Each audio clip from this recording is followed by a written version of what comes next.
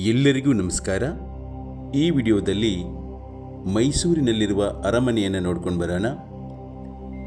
ಸಮುದ್ರ ಮಟ್ಟದಿಂದ 770 ಮೀಟರ್ ಎತ್ತರದಲ್ಲಿರುವ ಮೈಸೂರು ಬೆಂಗಳೂರಿನಿಂದ 140 ಕಿಲೋಮೀಟರ್ ದೂರದಲ್ಲಿದೆ.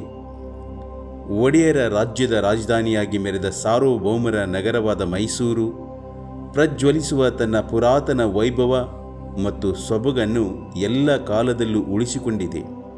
ಮಹೀಸೂರು ಎಂದು ಕರೆಯಲಾಗುತ್ತಿದ್ದ ಮೈಸೂರಿಗೆ ತನ್ನದೇ ಆದ ಪೌರಾಣಿಕ ಕಥಾನಕವೂ ಇದೆ. ಹಿಂದೆ ಇಲ್ಲಿ ಮಹಿಷಾಸುರನೆಂಬ ರಾಕ್ಷಸ ವಾಸವಾಗಿದ್ದು ಪ್ರಜೆಗಳಿಗೆ ತುಂಬ ಕಿರುಕುಳ ನೀಡುತ್ತಿದ್ದ. ಆಗ ಚಾಮುಂಡಿ ಬೆಟ್ಟದ ಚಾಮುಂಡೇಶ್ವರಿ ಈತನನ್ನು ಸಂಹರಿಸಿದಳು. ಮಹಿಷಾಸುರ ಅಥವಾ ಮಹಿಷಾಸುರನ ಊರು ಕ್ರಮೇಣ ಮೈಸೂರು ಎಂದು ಚಾಲ್ತಿಯಲ್ಲಿ ಬಂದಿತು ಎನ್ನಲಾಗುತ್ತದೆ. ಮಹಾಭಾರತ ಕಾಲದಿಂದ ಮೈಸೂರನ್ನು ರಾಜ ಮಹಾರಾಜರು ಆಳಿದ್ದು 2ನೇ ಶತಮಾನದಿಂದ 10ನೇ ಶತಮಾನದವರೆಗೂ ಗಂಗ ದೊರೆಗಳು ಸೇರಿದಂತೆ ಚಾಲುಕ್ಯರು, ಹೊಯ್ಸಳರು, ವಿಜಯನಗರ ರಾಜರು ಈ ನಗರವನ್ನು ಆಳಿದವರಲ್ಲಿ ಪ್ರಖ್ಯಾತರು. ಹಾಗಾದರೆ ಮೈಸೂರು ಅರಮನೆ ಬಗ್ಗೆ ನೋಡೋಣ. ಈ ಮೈಸೂರು ಅರಮನೆಯನ್ನು ಅಂಬಾವಿಲಾಸ ಅರಮನೆ ಅಂತ ಕರಿತೀವಿ ನಾವು. ಅಂಬಾವಿಲಾಸ ಅರಮನೆ ನೀವೇನು ವೀಕ್ಷಣೆ ಮಾಡ್ತಿದ್ದೀರಲ್ಲ, ಇದು ಅಂಬಾವಿಲಾಸ ಅರಮನೆ. ಇಲ್ಲಿ ನಾರ್ತು ಮತ್ತು ಸೌತು ಗೇಟ್ ಮಾತ್ರ ಓಪನ್ ಇರುತ್ತೆ. ಅಂದರೆ ಉತ್ತರದಲ್ಲಿರೋ ಬಾಗಿಲು ಹಾಗೆ ದಕ್ಷಿಣದಲ್ಲಿರ್ತಕ್ಕಂಥ ಬಾಗಿಲು ಓಪನ್ ಇರುತ್ತೆ. ಇದು ವಾರದ 7 ದಿನ ಕೂಡ ಓಪನ್ ಇರುತ್ತೆ, ನೋಡಲಿಕ್ಕೆ ಅವಕಾಶ ಇರುತ್ತೆ. ಸೊ ಮೇನ್ ಗೇಟ್ ಯಾವಾಗಲೂ ಬಂದಿರುತ್ತೆ. ನೀವೇನು ವೀಕ್ಷಣೆ ಮಾಡ್ತಿದ್ದೀರಲ್ವ, ಇದು ಫಸ್ಟ್ ಹಳೆ ಅರಮನೆ. ಇದು 1897ರಲ್ಲಿ ಸುಟ್ಟುಬಿಡುತ್ತೆ, ಇದು ಸುಟ್ಟು ಹೋಗುತ್ತೆ. ಆನಂತರ 1897ರಿಂದ 1912ರ ಒಂದು ಕಾಲಾವಧಿಯಲ್ಲಿ ಈಗಿರೋ ಅಂಬಾವಿಲಾಸ ಅರಮನೆಯನ್ನು ನಾಲ್ವಡಿ ಕೃಷ್ಣರಾಜ ಒಡೆಯರು ಕಟ್ತಾರೆ. ಹಾಗಾದರೆ ಈ ಅರಮನೆ ಏನಿದೆ ಅಲ್ವಾ, ಇದು ಇಂಡೋ ಶಾಸನಿಕ್ ಶೈಲಿಯಲ್ಲದ, ಹಾಗೆ ರಾಜಸ್ಥಾನಿ ಶೈಲಿಯನ್ನು ಕೂಡ ಇಲ್ಲಿ ಬಳಸಲಾಗಿದೆ. ಹಾಗೆ ಇಲ್ಲಿ ಮಾರ್ಬಲ್ ಕಲ್ ಅನ್ನು ಬಳಸಿದ್ದಾರೆ. ಇದು ಇಟಾಲಿಯನ್ ಮಾರ್ಬಲ್ ಕಲ್ಲಿದು, ಇಟಾಲಿಯನ್ ಮಾರ್ಬಲ್ ಕಲ್ಲನ್ನು ಇಲ್ಲಿ ಬಳಕೆ ಮಾಡಿದ್ದಾರೆ. ಹಾಗೆ ಇಲ್ಲಿ ಮುಖ್ಯ ವಾಸ್ತುಶಿಲ್ಪಿ ಯಾರಂದರೆ ಹೆನ್ರಿ ಇರ್ವಿನ್. ಈ ಒಂದು ಅರಮನೆಯ ವಾಸ್ತುಶಿಲ್ಪಿ, ಮುಖ್ಯ ವಾಸ್ತುಶಿಲ್ಪಿ ಹೆನ್ರಿ ಇರ್ವಿನ್ನು. ಹಾಗೆ ಇನ್ಸೈಡ್ ವಾಸ್ತುಶಿಲ್ಪಿ, ಒಳಗಡೆ ಏನು ಡಿಸೈನ್ ಮಾಡಿದಲ್ಲ, ಸೊ ಆ ಒಂದು ವಾಸ್ತುಶಿಲ್ಪಿ ರಾಘವೇರು ನಾಯ್ಡು ಅಂತ. ನೀವೇನು ಚಿತ್ರವನ್ನು ವೀಕ್ಷಣೆ ಮಾಡ್ತಿದ್ದೀರಲ್ಲ, ಇದು 3D ಪೇಂಟಿಂಗ್. ನೀವು ಆ ಪೇಂಟಿಂಗನ್ನು ಅಬ್ಸರ್ವ್ ಮಾಡ್ಬೋದು. ಇದು 3D ಆಗಿರ್ತಕ್ಕಂಥ ಪೇಂಟಿಂಗು. ಇದು ಇನ್ಸೈಡ್ ಒಳಗಡೆ ಇರ್ತಕ್ಕಂಥ ಅರಮನೆಯ ಒಂದು ಭಾಗ. ನೀವೇನು ವೀಕ್ಷಣೆ ಮಾಡ್ತಿದ್ದಿಲ್ಲ, ಇದು ಇನ್ಸೈಡು ಅದರಲ್ಲಿರ್ತಕ್ಕಂಥ ಅರಮನೆ.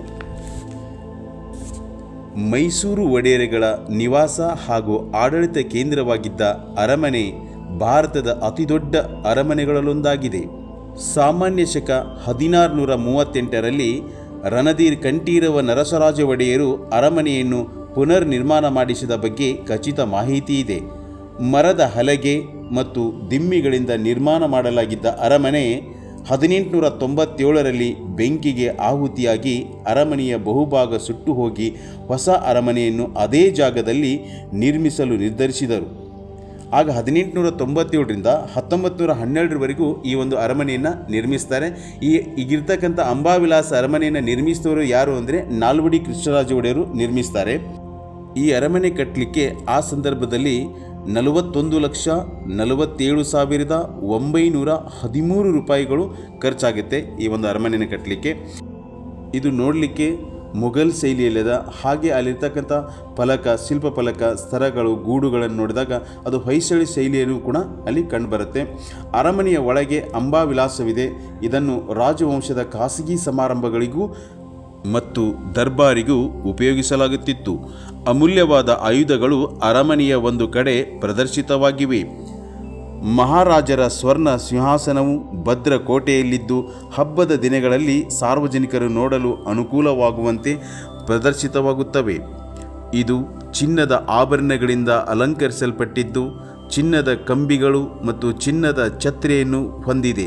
ಇದರಲ್ಲಿ ಕುಳಿತುಕೊಳ್ಳುವ ಭಾಗವು ಕೂರ್ಮಾಸನದಂತಿದ್ದು ಸಿಂಹಾಸನದ 4 ಭಾಗಗಳು ಆನೆಗಳು, ಕುದುರೆಗಳು, ಯೋಧರು ಮತ್ತು ರಥಗಳಿಂದ ಅಲಂಕೃತವಾಗಿವೆ.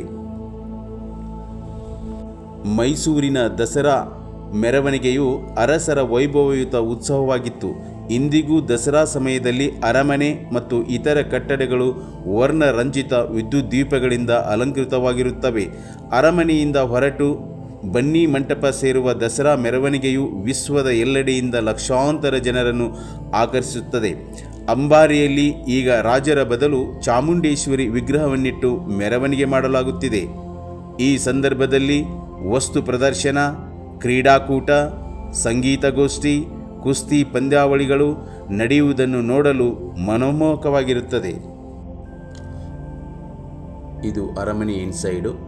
ಇಲ್ಲಿ ಅರಮನೆಯ ಕೆಲವೊಂದಿಷ್ಟು ವಸ್ತುಗಳನ್ನು ಇಟ್ಟಿದ್ದಾರೆ. ಇದು ಅಂಬಾರಿ, ನೀವೇನು ವೀಕ್ಷಣೆ ಮಾಡ್ತಿದ್ದೀರಲ್ಲ ಇದೇ ಅಂಬಾರಿ. ಇವುಗಳನ್ನೆಲ್ಲ ನಾವು ಅರಮನೆಯಲ್ಲಿ ನೋಡ್ಬೋದು, ಈಗಲೂ ಕೂಡ ನೋಡ್ಬೋದು.